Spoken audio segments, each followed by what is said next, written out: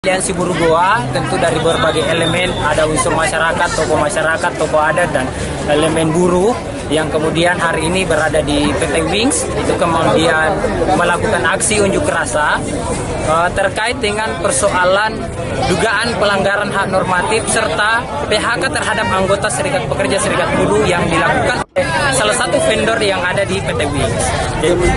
Tuntutan kita ada beberapa poin. Yang pertama, kami meminta PT Wings itu melakukan evaluasi terhadap manajemen vendor yang bernama SNS, sehingga vendor tersebut bisa angkat kaki di Kabupaten Goa, khususnya di Kecamatan Bonto Marandu, karena melakukan dugaan pelanggaran ketenaga kerjaan terhadap buruh. Itu yang pertama.